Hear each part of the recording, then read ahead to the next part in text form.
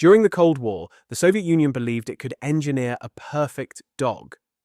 Forget weapons and soldiers, even animals were redesigned to serve the state. Scientists and military officials set out to create the ultimate working breed, which could patrol, guard, and even rescue people from freezing waters. What could go wrong, right? But on paper, they succeeded in a way. They created a massive, powerful swimmer built for the harshest conditions on Earth. But when they tested it in real-life scenarios, it didn't save drowning people. It attacked them. This is the story of the Moscow water dog, the Soviet rescue dog that failed so badly it had to be erased from existence. For context, we have to go back to the aftermath of World War II. The Soviet Union had suffered huge losses. Entire cities were destroyed, millions of people were dead, and even the country's working dogs had been depleted to a dangerously low level. In a centrally planned communist system, this wasn't just an inconvenience.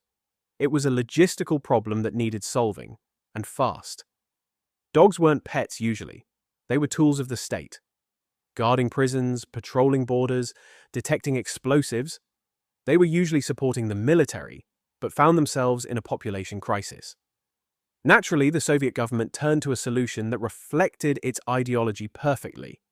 Instead of relying on existing breeds, they would create new ones from scratch for pure efficiency.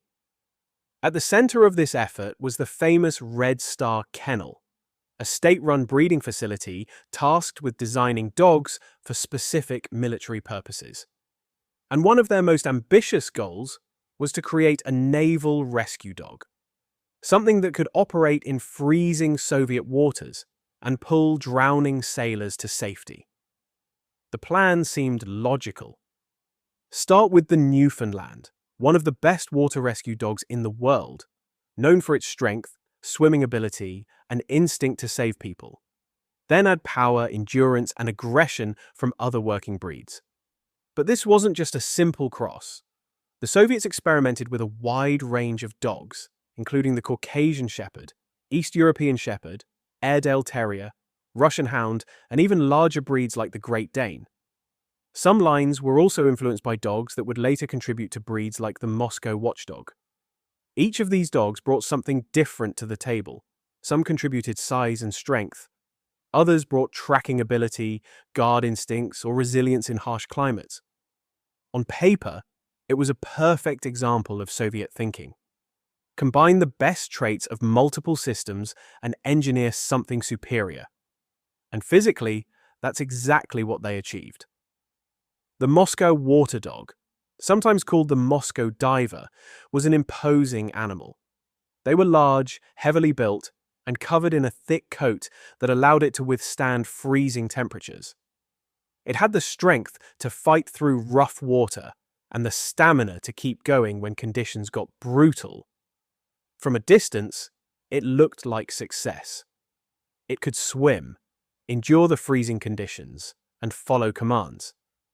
Everything about it suggested that the Soviet Union had created exactly what it set out to build. But there was one critical flaw, not visible on the surface. When the time came to test these dogs in real rescue scenarios, everything fell apart.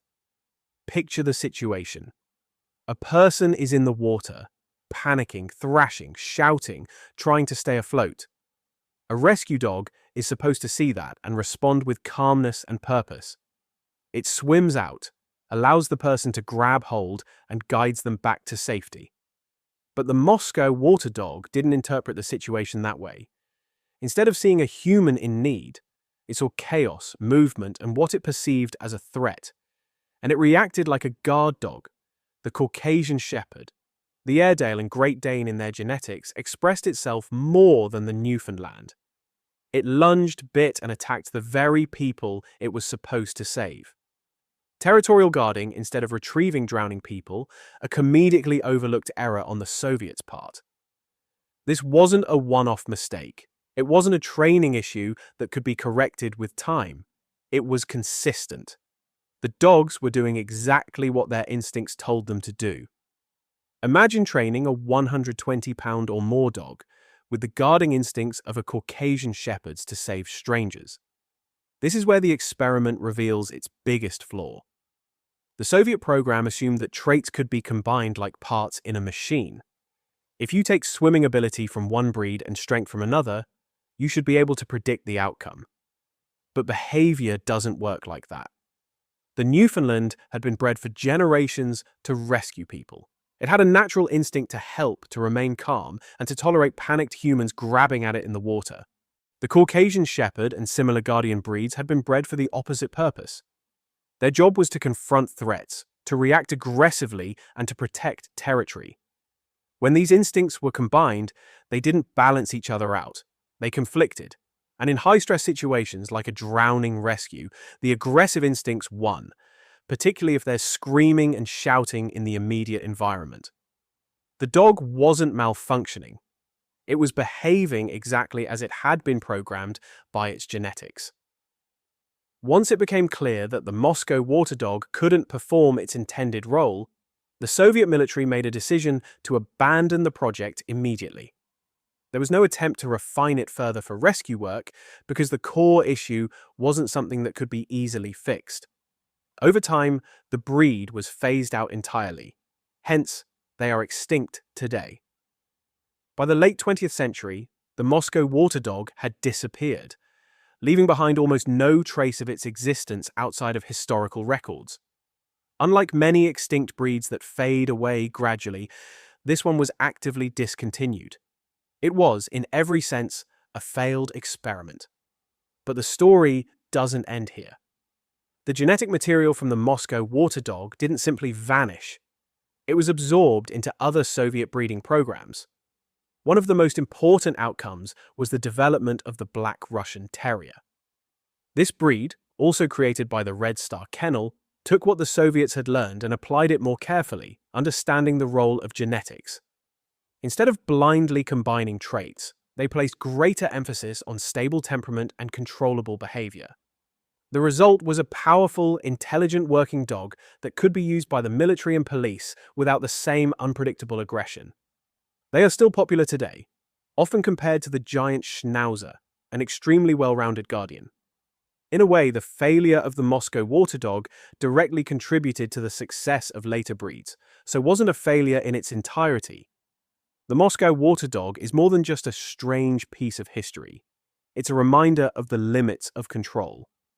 The Soviet Union believed it could engineer perfection through planning and design, whether in industry, society, or even biology. But this experiment showed that some systems are too complex to control so precisely, and we can't play God, so to speak, which many breeders still seem to practice today.